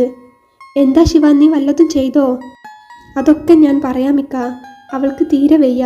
നമുക്ക് എത്രയും വേഗം ഹോസ്പിറ്റലിൽ പോകാം. കാര്യമായി എന്തോ പ്രശ്നം അവിടെ സംഭവിച്ചിട്ടുണ്ട് എന്ന് തോന്നിയ ജബ്ബാർ പിന്നെ ഒന്നും ചോദിക്കാൻ നിൽക്കാതെ ശിവയോട് പറഞ്ഞു. ഞാൻ വണ്ടിയെടുക്കാം, നീ അവളെ എടുത്തോ. ശിവ വേഗം ആരതിയെ രണ്ട് കൈയിലും കോരിയെടുത്തു. അവൾ അപ്പോഴും അവൻ്റെ കണ്ണിലേക്ക് ദയനീയതയോടെ നോക്കുന്നുണ്ടായിരുന്നു. ആ നോട്ടം സഹിക്കാൻ കഴിയാത്തതിനാലാവണം അവൻ അവളുടെ കണ്ണിൽ നിന്നും പെട്ടെന്ന് അവൻ്റെ നോട്ടം വെട്ടിച്ചു കളഞ്ഞു. തൊട്ടടുത്തുള്ള കോപ്പറേറ്റീവ് ഹോസ്പിറ്റലിലേക്കാണ് അവർ നേരെ ചെന്നത്. അവിടെ കാഷ്വാലിറ്റിയിൽ കൊണ്ടു ചെന്നപ്പോൾ എന്തു പറ്റിയതാണെന്ന് ഡോക്ടർമാർ ചോദിച്ചു. എന്തു പറയണമെന്നറിയാതെ ശിവ ഒരു നിമിഷം ഷോക്കായി നിന്നു. പെട്ടെന്നാണ് കരഞ്ഞുകൊണ്ട് ആരതി പറഞ്ഞത്. സ്ലിപ്പായി വീണതാണ് ഡോക്ടർ, വയറിടിച്ചു പോയിട്ടുണ്ട്. പ്രഗ്നൻ്റ് ആണെന്നും കൂടെ അവൾ പറഞ്ഞു. ശിവ ചവിട്ടിയ കാര്യം മനഃപൂർവ്വം അവൾ അപ്പോൾ പറഞ്ഞില്ല. അവർ വേഗം അവളെ എമർജൻസി ക്ലിനിക്കിൻ്റെ വാർഡിലേക്ക് കൊണ്ടുപോയി. ഉള്ളിൽ കയറ്റി ഡോക്ടർ പരിശോധിക്കാൻ തുടങ്ങി. റൂമിന് പുറത്ത് അങ്ങനെ തന്നെ നിൽക്കുന്ന ശിവയ്ക്കരികിലേക്ക് ജബ്ബാർ വന്നു. അവൻ്റെ തോളിൽ തട്ടി. എന്നിട്ടൊന്നും മനസ്സിലാകാതെ ചോദിച്ചു. എന്താ ശിവ കാര്യം? എനിക്കൊന്നും മനസ്സിലാവുന്നില്ല. നീ പറ, ഏതാ ഈ കുട്ടി? അതെങ്ങനെ നിന്റെ വീട്ടിൽ വന്നു? ശിവ ജബ്ബാറിൻ്റെ കണ്ണിലേക്ക് കുറച്ചു നേരം നോക്കി. ശേഷം ജബ്ബാറിനോട് കാര്യങ്ങളെല്ലാം തുറന്നു പറഞ്ഞു. 1.5 മാസം മുമ്പ് സംഭവിച്ച കാര്യങ്ങൾ അടക്കം വിശദമായി പറഞ്ഞു. ഇന്നലെ അവൾ വീട്ടിൽ വന്നതും വഴക്കുണ്ടായതും പറഞ്ഞു. അവസാനം ഞാൻ അറിയാതെ അടിവയറ് നോക്കി ചവിട്ടിപ്പോയിക്ക. അതിനകത്ത് എൻ്റെ കുഞ്ഞുള്ളത് എനിക്ക് അറിയില്ലായിരുന്നു. അത് പറയുമ്പോൾ ശിവയുടെ ശബ്ദം ഇടറുന്നുണ്ടായിരുന്നു. എല്ലാം കേട്ട് ജബ്ബാർ ഒരു നിമിഷം അങ്ങനെ ശിവയെ നോക്കി നിന്നു. പിന്നെ അവൻ്റെ തോളിൽ തട്ടി സമാധാനിപ്പിച്ചു. സാരമില്ല, കുഴപ്പമൊന്നും ഉണ്ടാവില്ല, നീ പേടിക്കണ്ട, ജബ്ബാർ പറഞ്ഞു. കുറച്ചു കഴിഞ്ഞ് വാർഡിൻ്റെ റൂം തുറന്നു വന്ന സിസ്റ്റർ ഒരു മരുന്നിൻ്റെ ഷീട്ട് കൊടുത്തിട്ട് അത് പുറത്തുനിന്ന് വാങ്ങിക്കൊണ്ടു കൊടുക്കാനായി ആവശ്യപ്പെട്ടു. ശിവയും ജബ്ബാറും പോയി മെഡിക്കൽ സ്റ്റോറിൽ നിന്ന് മരുന്ന് വാങ്ങി അവരെ തിരികെ ഏൽപ്പിച്ചു. എന്തൊക്കെയാണ് സംഭവിക്കുന്നത് എന്ന് ശിവയ്ക്ക് തന്നെ മനസ്സിലാവുന്നുണ്ടായിരുന്നില്ല. അവൻ്റെ മനസ്സിലൂടെ അപ്പോൾ ആരതിയോട് എന്തോ വലിയ തെറ്റ് ചെയ്ത ഒരാളാണ് താനെന്ന കുറ്റബോധമായിരുന്നു ഓടിപ്പാഞ്ഞുകൊണ്ടിരുന്നത്. അവനും ജബ്ബാറും വാർഡിന് പുറത്തുള്ള കസേരയിലിരുന്നു. അപ്പോഴാണ് അവർക്ക് മുന്നിലുള്ള സ്കാനിംഗ് റൂമിലേക്ക് ഗർഭിണിയായ ഒരു പെൺകുട്ടിയും അവളുടെ ഭർത്താവും വരുന്നത്. ഗർഭിണിയായ ആ പെൺകുട്ടിയെ അവളുടെ ഭർത്താവ് കൈപിടിച്ച് അത്രയും ശ്രദ്ധയോടെയാണ് കൊണ്ടുവരുന്നത്.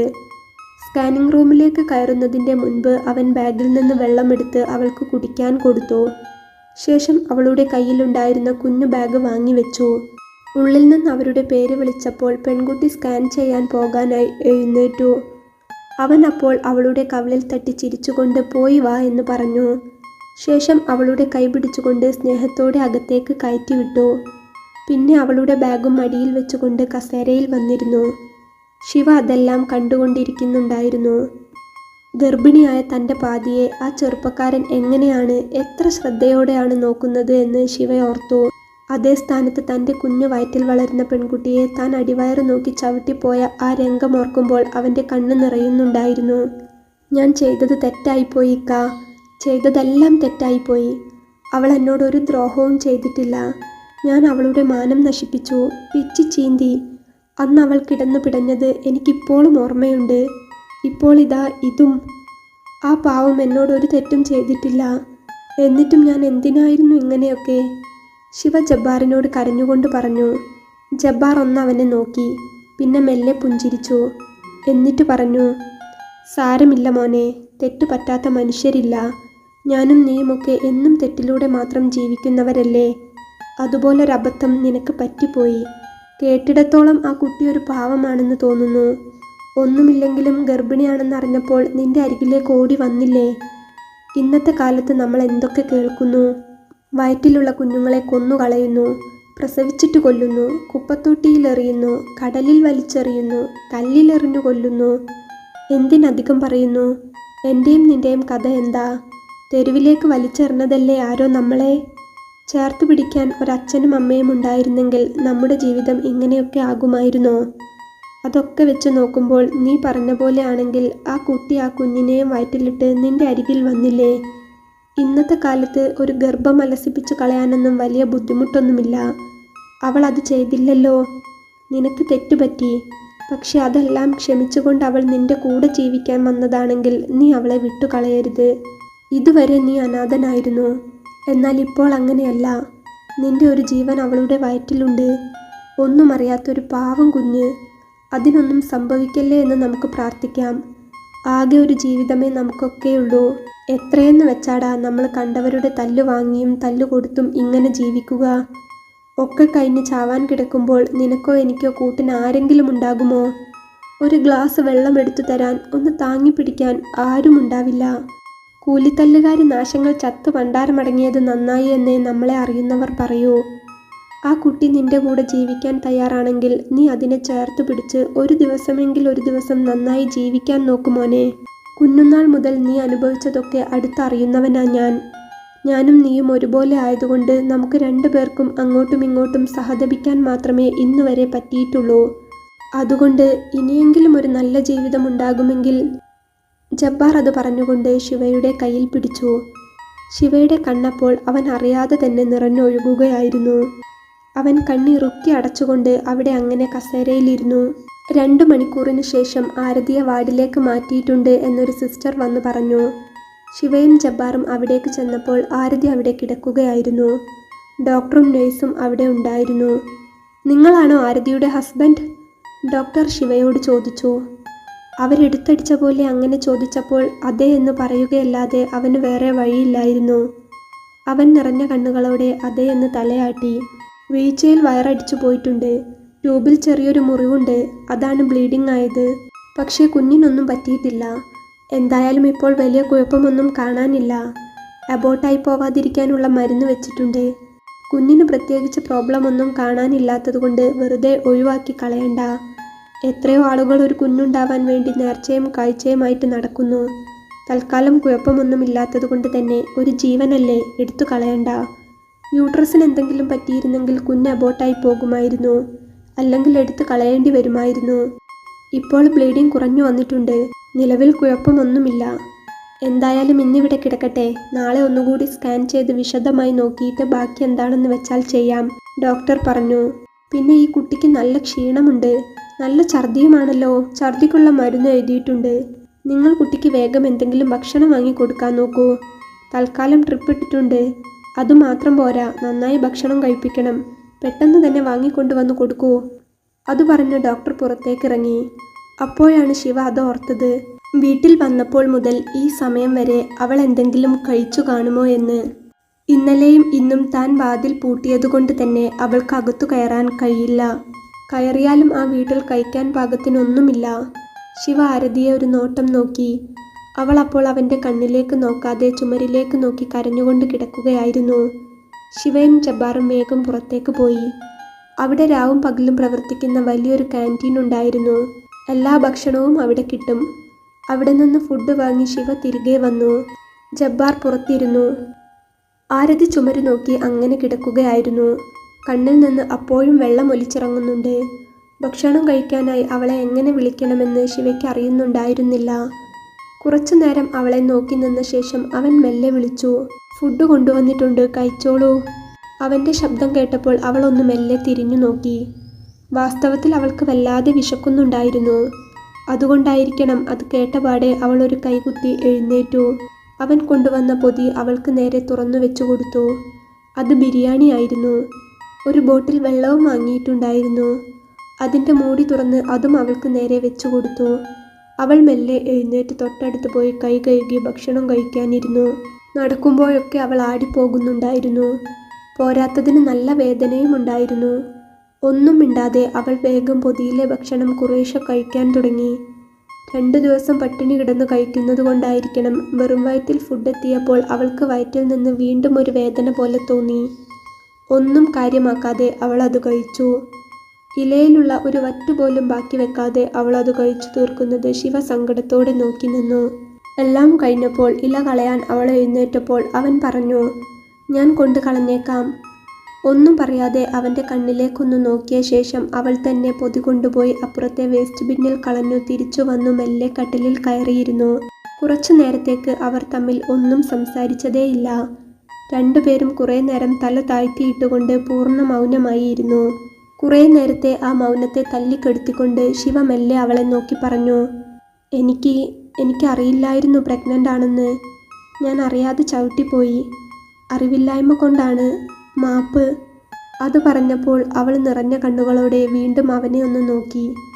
ആരതി അപ്പോൾ മനസ്സിൽ ആലോചിച്ചു, അറിവില്ലായ്മ കൊണ്ടാണെന്ന്.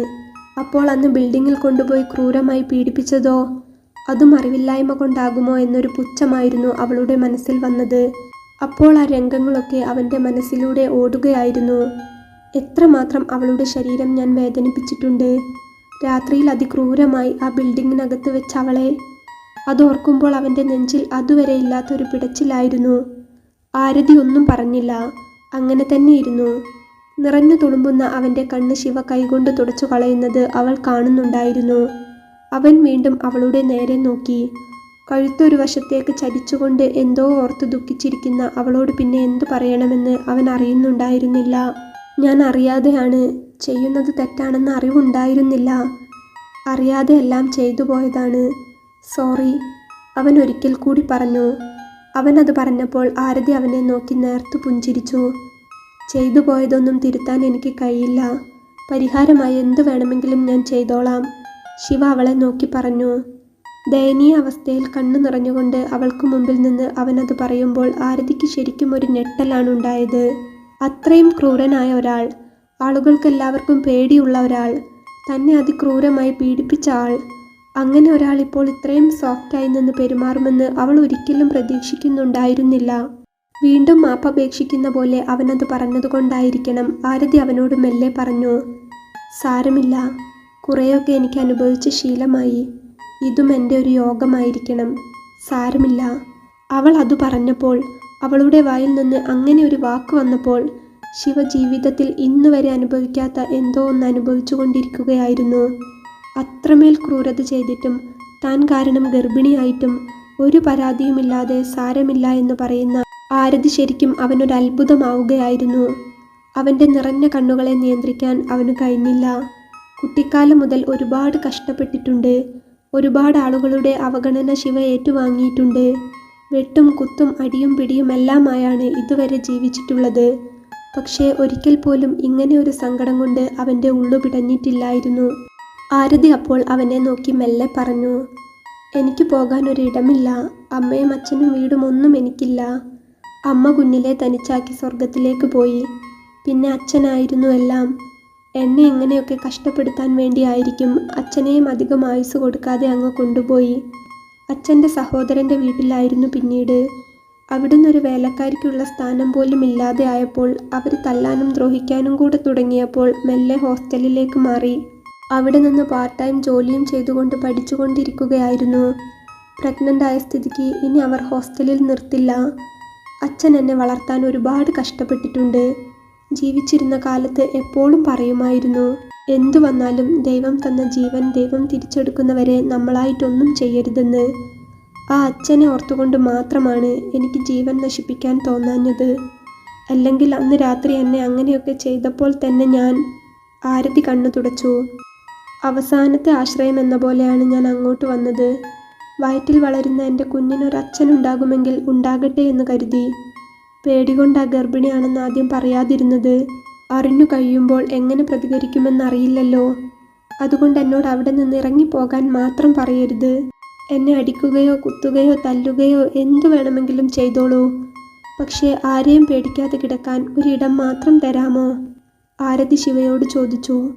കലങ്ങിയ കണ്ണുകളോടെ അത്രയും ദയനീയ അവസ്ഥയിൽ അവൾ അവനോടത് ചോദിച്ചപ്പോഴേക്കും ശിവ കട്ടിലിലിരുന്ന് അവളെ അവൻ്റെ നെഞ്ചോട് ചേർത്തു പിടിച്ചുപോയി. കാരണം അവളുടെ രൂപവും ആ ചോദ്യവുമെല്ലാം അവന് താങ്ങാവുന്നതിനപ്പുറമായിരുന്നു. പാവം, ഒന്നും അറിയാത്തൊരു പെൺകുട്ടിയാണ്, തന്നോട് ഒരു ദ്രോഹവും ചെയ്തിട്ടില്ലാത്തവൾ. എന്നിട്ട് പോലും ഞാൻ അവളെ എന്തുമാത്രം ദ്രോഹിച്ചു. എല്ലാത്തിനും ഒടുവിൽ വയറ്റിൽ എൻ്റെ കുഞ്ഞുണ്ടെന്നറിഞ്ഞപ്പോൾ അതിനെ നശിപ്പിക്കാതെ എൻ്റെ കൂടെ ജീവിക്കാൻ വന്നില്ലേ? അവളുടെ ക്ഷമയ്ക്കും സഹനത്തിനു മുൻപിൽ അവൻ എത്രയോ ചെറുതായി പോയ പോലെ അവന് തോന്നി. ശിവ അവളെ ഒന്നുകൂടി ചേർത്ത് പിടിച്ച് പൊട്ടിക്കരഞ്ഞു. ആരതിയും അവൻ്റെ നെഞ്ചിൽ കിടന്ന് കരഞ്ഞു. മാപ്പ്, മാപ്പ്. കരച്ചിലിനിടയ്ക്ക് അവൻ അവളെ ചേർത്ത് പിടിച്ച് തലോടിക്കൊണ്ട് ഇടയ്ക്കിടയ്ക്ക് അത് പറയുന്നുണ്ടായിരുന്നു. എനിക്കറിയാതെ പറ്റിപ്പോയതാണ്. ജനിപ്പിച്ച അച്ഛനും അമ്മയും ആരാണെന്ന് പോലും എനിക്കറിയില്ല. ഏതോ തെരുവിലേക്ക് വലിച്ചെറിഞ്ഞിട്ട് പോയതാണ് അവരെന്നെ. നാട്ടുകാരുടെ ക്രൂരതയും തന്തയില്ലാത്തവനെന്ന വിളിയും നാണക്കേടും അപമാനവും പട്ടിണിയും എല്ലാം സഹിച്ചാണ് ഞാൻ വളർന്നത്. ഓർമ്മിക്കാൻ ഒരു നല്ല കുട്ടിക്കാലം പോലും എനിക്കില്ല. വിശപ്പ് സഹിക്കാൻ പറ്റാതാവുമ്പോൾ ഒരു നേരത്തെ ഭക്ഷണത്തിനു വേണ്ടി കൈനീട്ടാത്ത ഹോട്ടലുകളില്ല, വീടുകളില്ല. എല്ലായിടത്തു നിന്നും തല്ലും വഴക്കും ശകാരവും ആവശ്യത്തിലേറെ കേട്ടിട്ടുണ്ട്. കുറച്ചു വലുതായപ്പോൾ റോഡിൽ കാണുന്ന കുപ്പിയും പാട്ടയും എല്ലാം നടന്നു പെറുക്കി ടൗണിലുള്ള ഒരു ആക്രിക്കടക്കാരന് കൊണ്ടുകൊടുക്കാൻ തുടങ്ങി. അയാളും പറ്റിക്കും. ഒരു ചാക്ക് നിറയെ സാധനം കൊടുത്താൽ ചായക്കാശേ തരൂ. അത് കിട്ടിക്കഴിഞ്ഞാൽ പറഞ്ഞറിയിക്കാനാവാത്ത സന്തോഷമാണ്. അതും കൊണ്ട് ഏതെങ്കിലും ഹോട്ടലിലേക്ക് ഓടും. ഒരിക്കൽ ചില്ലിട്ട നല്ല ഹോട്ടലിൽ ഒരു തവണ ഞാൻ വൃത്തിയില്ലാതെ കയറിപ്പോയതിന് അവരാട്ടിയിറക്കി. ചൂടുവെള്ളം മുക്കി മുഖത്തൊഴിച്ചു. നിലം തുടയ്ക്കുന്ന വടികൊണ്ട് തല്ലി. അങ്ങനെയൊക്കെ കുറേ അനുഭവിച്ചു. എന്നാലും ഭക്ഷണത്തിനു വേണ്ടി എല്ലാ ദിവസവും പണിക്ക് പോകും. എന്തെങ്കിലുമൊക്കെ വാങ്ങിക്കഴിച്ച് ഏതെങ്കിലും പൂട്ടിയിട്ട കടയുടെ ഓരത്തോ മരച്ചുവട്ടിലോ പോയി കിടന്നുറങ്ങും. ഇവിടെ നിന്ന് നോക്കിയാൽ കാണുന്ന വലിയ പാടത്തിന് നടുവിൽ ഒരു വലിയ മരമുണ്ട്. കീറിയ ഷീറ്റും കാർഡ്ബോർഡും മറ്റും സംഘടിപ്പിച്ച് ഞാൻ അവിടെ ഒരു വീട് പോലെ കെട്ടിയുണ്ടാക്കി. കുട്ടികളൊക്കെ കളിക്കാനുണ്ടാക്കുന്ന പോലെ. അവർക്കത് കളിയായിരുന്നു, എനിക്കത് ജീവിതവും. കിടന്നുറങ്ങാനുള്ള എൻ്റെ വീടായിരുന്നു അത്. പേടിയോടെ ആണെങ്കിലും രാത്രിയൊക്കെ അതിൻ്റെ താഴെ കിടക്കും. ചേർത്തു പിടിക്കാനോ ഒരു നേരം ഭക്ഷണം തരാനോ ഒരച്ഛനില്ലാതെ, അമ്മയില്ലാതെ. ഒരിക്കൽ നല്ല മഴയുള്ള ഒരു രാത്രി വീടൊന്നാകെ പൊട്ടി വീണു. നേരം പുലരുന്നവരെ മഴ കൊണ്ടിരുന്നു ഞാൻ. പിറ്റേന്ന് വീണ്ടും കെട്ടിയുണ്ടാക്കി. അങ്ങനെയൊക്കെ ആയിരുന്നു ജീവിതം. കൂട്ടത്തിൽ തെണ്ടിച്ചക്കൻ എന്ന നാട്ടുകാരുടെ വിളിയും. ആ വിളി ഇപ്പോഴും എൻ്റെ കാതിലുണ്ട്. എല്ലാത്തിനുമൊടുവിൽ ഇങ്ങനെയൊക്കെ ആയിപ്പോയി. പിടിച്ചുനിൽപ്പിനു വേണ്ടി ഗുണ്ട എന്ന പദവി എടുത്തണിഞ്ഞു. കയ്യിൽ ആവശ്യത്തിലേറെ കാശ് വരാൻ തുടങ്ങി. നല്ല ഭക്ഷണം കഴിക്കാനുള്ള സാഹചര്യമുണ്ടായി. ജബ്ബാറിക്കയുമായി അടുപ്പത്തിലായി. ഇക്ക വന്ന ശേഷം സഹോദരനെ പോലെയോ അച്ഛനെ പോലെയോ ഒരാളെങ്കിലും ഒരാൾ ജീവിതത്തിൽ കൂട്ടിനുണ്ടായി എന്ന് പറയാം. ഇപ്പോൾ എൻ്റെ കയ്യിൽ പൂത്ത കാശുണ്ട്. അന്തി ഉറങ്ങാൻ സ്വന്തമായി ഒരു വീട് വാങ്ങിച്ചു. ഇപ്പോൾ വലിയ ഗുണ്ടയല്ലേ. ആളുകൾക്കൊക്കെ പേടിയുള്ളത് കൊണ്ട് തന്നെ കുഞ്ഞുനാളിൽ അനുഭവിച്ച അപമാനമൊന്നും സഹിക്കേണ്ടതുമില്ല. ചീത്തവിളിയും ദ്രോഹവും ഒക്കെ ഒഴിവായില്ലേ. കൂലിത്തല്ലുകാരനല്ലേ, പേരുകേട്ട റൗഡി. എല്ലാവർക്കും അടുക്കാൻ പേടിയാണ്. എല്ലാവരും അങ്ങനെ ഒരു കണ്ണുകൊണ്ടേ നോക്കൂ. അങ്ങനെയൊക്കെ ആയിപ്പോയതാണ് ഞാൻ ഇങ്ങനെയെല്ലാം. തെറ്റേതാണ് ശരിയേതാണെന്ന് അറിയില്ലായിരുന്നു. മദ്യത്തിൻ്റെ ലഹരിയിലാണ് നിന്നോടന്ന് അങ്ങനെയൊക്കെ. എനിക്കിപ്പോഴും ഓർമ്മയുണ്ട് ആ രംഗം, നീ കിടന്നു പിടയുന്നത്. ശിവ കണ്ണു തുടച്ചു. സ്നേഹിക്കാനും ചേർത്ത് നിർത്താനും ആരുമില്ലാതെ, സ്നേഹവും മനുഷ്യത്വവും എന്താണെന്ന് പോലും അറിയാതെ ഇങ്ങനെയൊക്കെ ആയിപ്പോയി. ഒരിക്കൽ കൂടി മാപ്പ് എന്ന് പറഞ്ഞ് അവൻ അവളെ ഒന്നുകൂടി അവനോട് ചേർത്തു പിടിച്ചു. ശിവ പറഞ്ഞത് അത്രയും കേട്ടപ്പോൾ ആരതിക്കും അവനോടൊരു സഹതാപം തോന്നുന്നുണ്ടായിരുന്നു. പറഞ്ഞത് ശരിയാണ്. എല്ലാ നല്ല സാഹചര്യങ്ങളിലും വളരുന്ന എത്രയോ കുട്ടികൾ വലുതാകുമ്പോൾ മോശക്കാരായി തീരുന്നുണ്ട്. അപ്പോൾ ഇങ്ങനെ ഒരു സാഹചര്യത്തിൽ ജീവിച്ച ആൾ മോശക്കാരനായതിൽ എന്തെങ്കിലും തെറ്റു പറയാനുണ്ടോ? അവൾ ചിന്തിച്ചു. ക്രൂരമായി തന്നെ പീഡിപ്പിച്ചിട്ടുണ്ട്, ദ്രോഹിച്ചിട്ടുണ്ട്, എല്ലാം ചെയ്തിട്ടുണ്ട്. പക്ഷെ എല്ലാത്തിനുമൊടുവിൽ ഇപ്പോൾ ദാ ചേർത്തു പിടിച്ച മാപ്പ് പറഞ്ഞപ്പോൾ ആരതിക്ക് അവനോട് ദയ മാത്രമേ അപ്പോൾ തോന്നിയുള്ളൂ. എത്രയൊക്കെ ദ്രോഹിച്ചു എന്ന് പറഞ്ഞാലും തൻ്റെ വയറ്റിൽ വളരുന്ന കുഞ്ഞിൻ്റെ അവകാശിയാണ് ശിവ.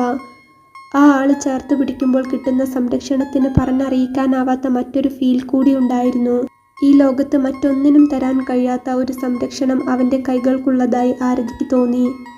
സാരമില്ല, അവൾ അവൻ്റെ കണ്ണിലേക്ക് നോക്കി മെല്ലെ പറഞ്ഞു. കുഞ്ഞിന് കുഴപ്പമൊന്നുമില്ലല്ലോ അല്ലേ? ഒന്നും പറ്റിയിട്ടില്ലല്ലോ? ശിവ കണ്ണു തുടച്ചുകൊണ്ട് ചോദിച്ചു. അത് കേട്ടപ്പോൾ ആരതിക്ക് എന്തെന്നില്ലാത്തൊരു സന്തോഷം തോന്നി. അതുവരെ ഉണ്ടായിരുന്ന എല്ലാ ദുഃഖങ്ങളും മറന്നുകൊണ്ട് അവൾ കരഞ്ഞുപോയി. ഇല്ല, ആരതി കരഞ്ഞുകൊണ്ട് പറഞ്ഞു. ഭക്ഷണമൊന്നും കഴിച്ചിട്ടുണ്ടായിരുന്നില്ലേ 2 ദിവസം? ശിവ അവളുടെ കണ്ണിലേക്ക് നോക്കി. ഇല്ല, ഞാൻ കിണറ്റിൽ നിന്നും വെള്ളം കോരി കുടിച്ചിരുന്നു. അച്ഛൻ്റെ മരണശേഷം അവരൊക്കെ പട്ടിണിക്കിടാൻ തുടങ്ങിയതുകൊണ്ട് പിടിച്ചു നിൽക്കാൻ ബുദ്ധിമുട്ടുണ്ടായില്ല. വിശപ്പൊരു ശീലമായി പോയിരുന്നു. സാരമില്ല, ആരതി ചിരിച്ചു. അതുകൂടെ കേട്ടപ്പോൾ അവൻ ഒന്നുകൂടി അവളെ ചേർത്തു പിടിച്ചു.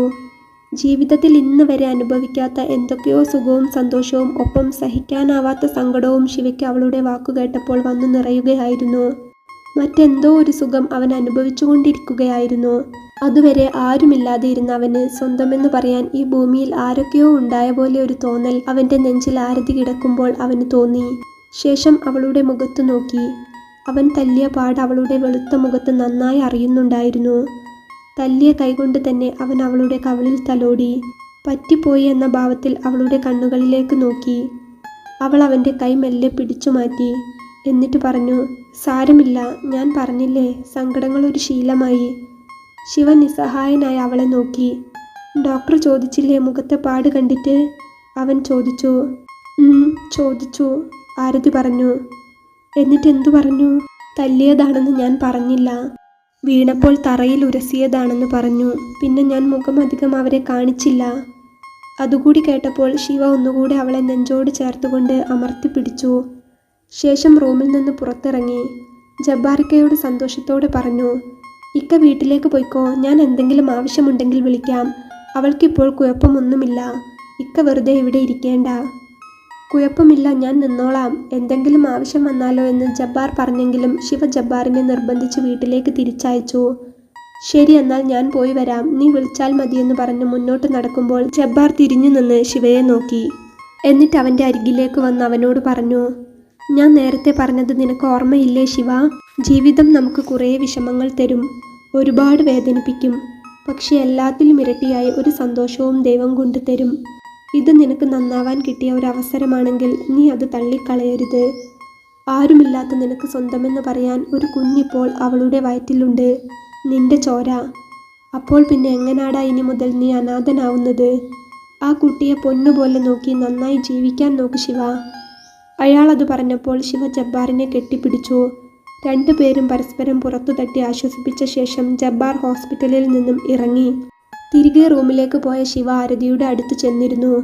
കുറേ നേരം അവർ തമ്മിൽ സംസാരിച്ചു. ദ്രോഹിച്ച ആളോടുള്ള ഒരു ദേഷ്യവും വെറുപ്പുമില്ലാതെ തികഞ്ഞ സ്നേഹത്തോടെയാണ് ആരതി അവനോട് സംസാരിച്ചത്. ജീവിതത്തിൽ ഇതുവരെ ആരോടും തോന്നാത്തൊരടുപ്പം ശിവയ്ക്ക് അപ്പോൾ അവളോടുണ്ടായിരുന്നു.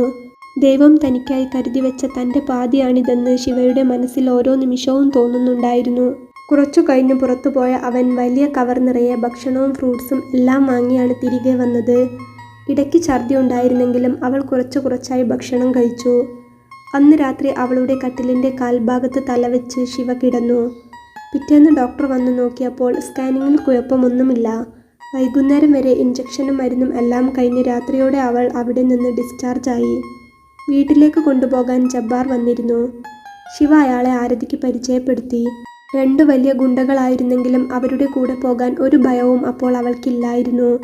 2 ആൾക്കും അവളോട് നല്ല പെരുമാറ്റവും സ്നേഹവുമായിരുന്നു. അവരെ വീട്ടിൽ കൊണ്ടാക്കിയ ശേഷമാണ് ജബ്ബാർ തിരിച്ചു പോയത്. ശിവ അവൻ്റെ കട്ടിലെല്ലാം നല്ല രീതിയിൽ തട്ടിക്കുടഞ്ഞ് അവൾക്ക് കിടക്കാനായി വൃത്തിയിൽ വിരിച്ചു കൊടുത്തു. നല്ല ക്ഷീണമുണ്ടായിരുന്നത് കൊണ്ട് തന്നെ ആരതി കിടക്കുമ്പോഴേക്കും ഉറങ്ങിപ്പോയിരുന്നു. ശിവ നിലത്തൊരു മുണ്ട് വിരിച്ച് അതിൽ കിടന്നുറങ്ങി. രാവിലെ വെളിച്ചം വന്ന് തട്ടിയപ്പോഴാണ് അവൻ എഴുന്നേൽക്കുന്നത്. കണ്ണു തുറന്നപ്പോൾ ആരതിയെ അവിടെ കാണാനില്ല. അവൾ നേരത്തെ എണീറ്റിട്ടുണ്ടായിരുന്നു. അവൻ്റെ വീടാകെ മാറിയിരിക്കുന്നത് അപ്പോഴാണ് അവൻ ശ്രദ്ധിക്കുന്നത്. എല്ലാം അടുക്കും ചിട്ടയുമായി വെച്ചിരിക്കുന്നു. അടിച്ചു തൂത്തുവാരി വീട്ടിലെ ഓരോ സാധനങ്ങളും തിളങ്ങുന്നുണ്ടായിരുന്നു. അവൻ ഉമ്മറത്ത് പോയി നോക്കിയപ്പോൾ മുറ്റം വരെ അടിച്ചുവാരി ഒരു ഇലയോ മറ്റോ ഒന്നും അവിടെ കാണാനുണ്ടായിരുന്നില്ല. ഇതുവരെ ഞാൻ താമസിച്ചിരുന്ന വീട് തന്നെയാണോ ഇതെന്ന് ശിവ ഒരു നിമിഷം സംശയിച്ചു. ശേഷം പിന്നാമ്പുറത്തേക്ക് പോയപ്പോൾ ആരതി അവിടെ അടുക്കളയിലുണ്ടായിരുന്നു. നീ നേരത്തെ എണീറ്റോ? വയ്യാതെ എന്തിനാ ഇവിടെയൊക്കെ വൃത്തിയാക്കിയത്? ഞാൻ ഉറങ്ങിപ്പോയി എന്ന് പറഞ്ഞുകൊണ്ട് ശിവ അവൾക്കരികിലേക്ക് ചെന്നു. ശബ്ദം കേട്ടപ്പോൾ അവൾ തിരിഞ്ഞു നോക്കി. പാത്രത്തിലുണ്ടായിരുന്ന ചായ ഗ്ലാസ്സിലേക്ക് പകുത്ത് അവന് കൊടുത്തു. രാവിലെ എണീറ്റ് വരുമ്പോൾ ചായ കിട്ടുക എന്നത് ശിവയ്ക്ക് ജീവിതത്തിൽ ആദ്യത്തെ അനുഭവമായിരുന്നു. ചായ ചുണ്ടോട് ചേർത്ത് മുത്തിക്കൊണ്ട് അവൻ പറഞ്ഞു, നല്ല ചായ. തേയിലയും പഞ്ചസാരയും മാത്രമേ ഇവിടെ ഉണ്ടായിരുന്നുള്ളൂ. എന്തെങ്കിലും സാധനം വാങ്ങിക്കൊണ്ട് വരികയാണെങ്കിൽ ഞാൻ ഭക്ഷണം ഉണ്ടാക്കിത്തരാം, ആരതി പറഞ്ഞു. വാങ്ങിക്കാം, ശിവ ചിരിച്ചു. അല്ലെങ്കിലും ഈ സമയത്ത് സ്ഥിരമായി ഹോട്ടൽ ഫുഡ് കഴിക്കുന്നത് അത്ര നല്ലതല്ല, ശിവ പറഞ്ഞു. വീട്ടിലുണ്ടാക്കുന്ന വൃത്തിയുള്ള ഭക്ഷണമാ നല്ലത്. ഇതൊക്കെ അറിയാമോ? ആരതി അത്ഭുതത്തോടെ അവനെ നോക്കി. അറിയില്ലായിരുന്നു. ഞാൻ ഇന്നലെ ഹോസ്പിറ്റലിൽ വെച്ച് രാത്രി ഉറക്കം കിട്ടാതെ ഫോണിൽ ഗർഭിണികളുടെ ഫുഡൊക്കെ എന്താണെന്ന് ഇരുന്ന് സെർച്ച് ചെയ്തു. നമുക്ക് വേണ്ടതൊക്കെ വാങ്ങിക്കാം, ശിവ വീണ്ടും ചിരിച്ചു. ഒന്ന് കുളിച്ചു വരാമെന്ന് പറഞ്ഞ് ചായ കുടിച്ചു കഴിഞ്ഞ ശേഷം അവൻ പോയി കുളിച്ചു വന്നു. എന്നിട്ട് അവളോട് പറഞ്ഞു, നീയും പോര്, നമുക്ക് പുറത്തു പോയിട്ട് വയറ് നിറച്ച് എന്തെങ്കിലും കഴിക്കാം. പിന്നെ വേണ്ട സാധനങ്ങളൊക്കെ വാങ്ങാം. കുറച്ച് പാത്രങ്ങളും വാങ്ങിക്കാം. നീ ഉണ്ടെങ്കിൽ നിനക്ക് നോക്കി വാങ്ങാമല്ലോ. എനിക്കാകുമ്പോൾ എന്തെങ്കിലുമൊക്കെ വിട്ടുപോകും, അതുകൊണ്ടാണ്. ഞാൻ വരാമെന്ന് പറഞ്ഞ് ആരതി ചിരിച്ചു. ഇറങ്ങാൻ നേരം അവൻ അവളുടെ കവിളിൽ തട്ടി ഒന്നുകൂടി പറഞ്ഞു, അറിയാതെ പറ്റിപ്പോയതിനൊക്കെ ഒന്നുകൂടെ മാപ്പ്. ഓർക്കുമ്പോൾ മനസ്സിൽ ഒരു സമാധാനവും കിട്ടുന്നില്ല. ഉറങ്ങാൻ പറ്റുന്നില്ല നിന്നെ ഓർക്കുമ്പോൾ. നിനക്ക് ദേഷ്യമില്ലല്ലോ എന്നോട്? ഇല്ല, ഇനി അത് ഓർക്കണ്ട. അങ്ങനെയൊക്കെ സംഭവിക്കണമെന്ന് വിധിയായിരിക്കും. എല്ലാം കഴിഞ്ഞില്ലേ? ഒരു താങ്ങായി ഇനി എൻ്റെ കൂടെ ഉണ്ടായാൽ മാത്രം മതിയെന്ന് പറഞ്ഞ് അവൾ പതിയെ അവൻ്റെ നെഞ്ചിലേക്ക് വീണു. ഷർട്ടിൻ്റെ ബട്ടൺസിനിടയിലൂടെ വിരിഞ്ഞു കിടക്കുന്ന ശിവയുടെ വെളുത്ത നെഞ്ചിൽ അവൾ തലവെച്ചു കിടന്നു. മനസ്സ് മുഴുവൻ അവളോടുള്ള നിറഞ്ഞ സ്നേഹത്തോടെ ശിവ ഒന്നുകൂടെ അവളെ ചേർത്തു പിടിച്ചു. നിറഞ്ഞു വന്ന അവൻ്റെ കണ്ണുനീർ അവൾ അറിയാതെ വേഗം തുടച്ചു. ശിവ അവളുടെ നെറുകിൽ പതിയെ ഉമ്മ വെച്ചു. ശേഷം അവർ വീട്ടിൽ നിന്നിറങ്ങി ബൈക്ക് സ്റ്റാർട്ടാക്കി. ആരതി മെല്ലെ ബൈക്കിൽ കയറി അവനോട് ചേർന്നിരുന്നു. ശിവ പിറകിലേക്ക് തിരിഞ്ഞ് അവളെ നോക്കി ഒന്ന് ചിരിച്ചു. വേദന എന്തെങ്കിലും തോന്നുന്നുണ്ടെങ്കിൽ പറയണം, നമുക്ക് പതിയെ പോകാം, ശിവ പറഞ്ഞു. അവൻ്റെ അരക്കെട്ടിലൂടെ കൈയിട്ട് പിടിച്ചു അവൻ്റെ തോളിൽ തല ചായ്ച്ചുകൊണ്ട് അവൾ ഇരുന്നു. ഈ ലോകത്ത് ശിവയല്ലാതെ മറ്റൊരാശ്രയം അവൾക്കില്ലായിരുന്നു. അതുകൊണ്ട് തന്നെ അവൻ ചെയ്തു പോയ എല്ലാ തെറ്റുകളും അവൾ മറന്നു കഴിഞ്ഞിരുന്നു. എന്നാൽ ശിവയുടെ മനസ്സിൽ അപ്പോഴും അന്ന് രാത്രി അവൻ്റെ പീഡനത്തിന് മുൻപിൽ നിസ്സഹായയായി പിടഞ്ഞു കരയുന്ന ആരതിയുടെ മുഖമായിരുന്നു. പൊള്ളുന്ന തീയിലേക്ക് കാലെടുത്തു വയ്ക്കുന്ന പോലെ ആ രംഗം അവൻ്റെ ഉള്ളത്തെ അത്രമേൽ മുറിപ്പെടുത്തുന്നുണ്ടായിരുന്നു. എന്തിനായിരുന്നു ഈ പാവത്തിനോട് ഞാൻ അങ്ങനെ? അവനത് ഓർക്കാൻ പോലും പറ്റുന്നുണ്ടായിരുന്നില്ല. ആ തെറ്റ് എനിക്ക് തിരുത്തണം. ഇനിയുള്ള കാലം അവൾക്കും ഞങ്ങളുടെ കുഞ്ഞിനും വേണ്ടി ജീവിക്കണം, അവൻ മനസ്സിൽ ഉറപ്പിച്ചു. അരക്കെട്ടിൽ അമർന്നിരിക്കുന്ന അവളുടെ കയ്യിൽ ശിവ അവൻ്റെ വലതുകൈ കൊണ്ട് മെല്ലെ ഒന്ന് തലോടി. എന്നിട്ട് തിരിഞ്ഞുകൊണ്ട് ഒന്നുകൂടി അവളോട് ചോദിച്ചു, ബൈക്ക് എടുത്തോട്ടെ ഞാൻ? എന്ന് മൂളിക്കൊണ്ട് ആരതി തലയാട്ടി. ശിവ ബൈക്ക് മുന്നോട്ടെടുത്തു. ദിവസങ്ങൾ കടന്നുപോയി. അവർ ഇപ്പോൾ ഒരു യാത്രയിലാണ്. തല്ലുകൊള്ളിയും ഗുണ്ടയും എല്ലാമാക്കി അവനെ മാറ്റിയ ആ നശിച്ച നാടുവിട്ട് മറ്റൊരിടത്തേക്ക്. തമിഴ്നാട്ടിലെ ഒരു ഗ്രാമത്തിൽ ഒരു കൊച്ചു വീട് അവൻ വാങ്ങിച്ചിരുന്നു. 2 ബെഡ്റൂമും വലിയ ഹാളും കിച്ചണും ഒക്കെയുള്ള മതിൽ കെട്ടി ഗേറ്റ് വെച്ച അവർക്കിണങ്ങുന്ന എല്ലാ സൗകര്യങ്ങളുമുള്ള സുന്ദരമായ ഒരു കുഞ്ഞു വീട്. റൗഡി ആയതുകൊണ്ട് തന്നെ ആരതിയെയും ജനിക്കാൻ പോകുന്ന കുഞ്ഞിനെയും കൊണ്ട് അവിടെ ജീവിക്കുന്നത് സേഫ് അല്ല എന്ന് അവന് തോന്നി.